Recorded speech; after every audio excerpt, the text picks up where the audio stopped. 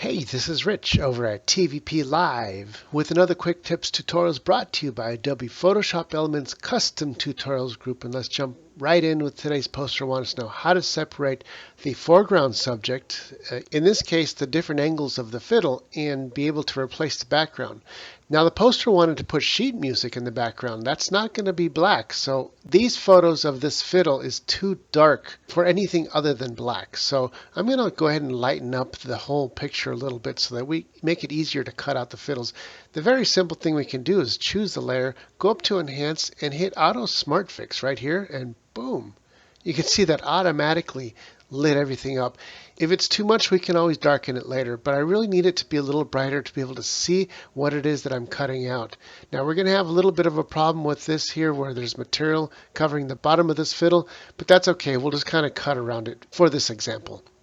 So because this is supposed to be a sharp-edged product, let's go ahead and use the polygon tool, and we're not going to use the lasso but the polygon lasso here, and we'll just go ahead and start from one fiddle to the next one and cut them out individually. So we'll just go ahead and pick a point to start and carefully cut them out. And the reason why we're not using the magic tool is because this background is way too fuzzy to be able to differentiate between the background and the foreground subject matter.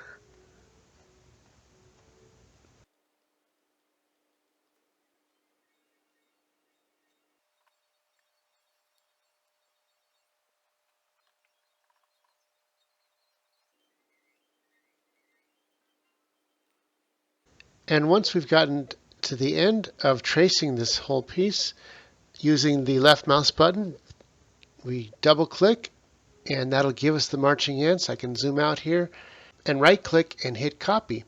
When I turn off the back layer, you're going to see what we're left with is just that portion. It's got nice sharp edges, and that's because the object is supposed to be sharp. Let's go ahead and start with a second angle of the same product, and then we'll go to the third and the fourth.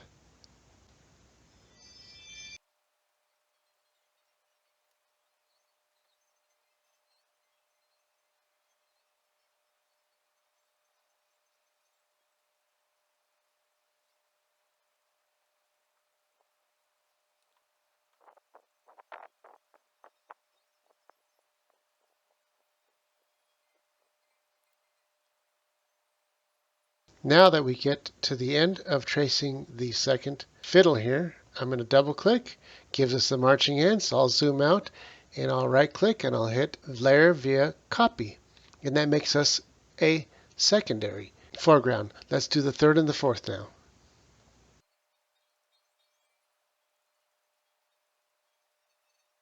Okay, now we get to the end of tracing the third one, double click, marching ants, right click, and layer via copy. That makes us our three pieces here, and now we'll do the bottom fourth piece.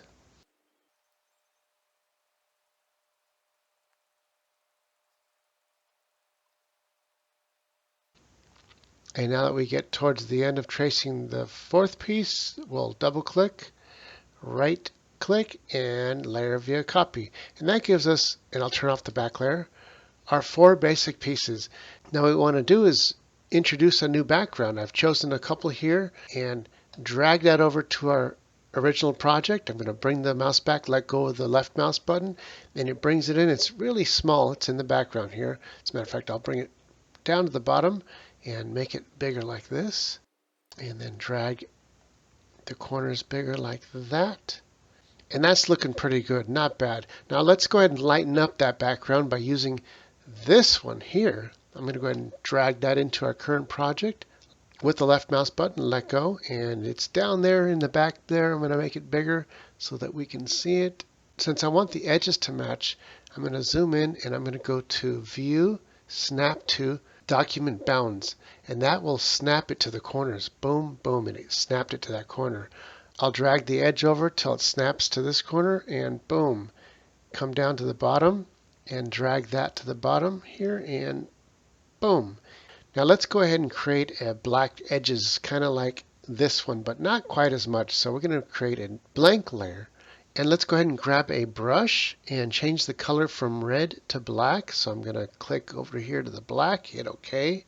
And then you see how little it is, that little circle? That's down here at 50%, a soft brush. Let's change that to like, I don't know, 1,000. nice and big. And look how big that is. So now, when I go across here, I'm going to create my own kind of black edge. And it doesn't have to be perfect. It's okay if it's a little bit off. Is go up to the opacity and change that down to like 50%. See, I can go from 0 and bring it up little by little until I like it. Actually, I think I like it more like 60% right there. And lastly, let's take our fiddles and give them a drop shadow. I'm going to go ahead and group these so I can click, and while I hold the shift, click on each one, and you can see it's choosing it up here. Choose the fourth. Now all these are chosen. I can right click anywhere here and say merge layers, and that'll turn the 4 layers into 1 layer. So now we got 1 layer is all the fiddles. Now that it's 1 layer, I can right click, hit edit layer style, and choose the drop shadow up here. And then let's change the angle to 135, which is kind of a standard light coming from the upper left to the bottom right. And I'm going to exaggerate the opacity for now to 100%, and then bring the distance up. See what happens? This is the distance. And I want the distance to be, I don't know, maybe 50%. And now what's important is the size, because we want it to be really fuzzy, and bring it up little by little until that size gets super duper fuzzy. Look how cool that looks. Now we can lessen the opacity so it's not so heavy and bring it down to not quite 0, but bring it back up a little bit just so it's just a subtle little drop shadow. Maybe 75.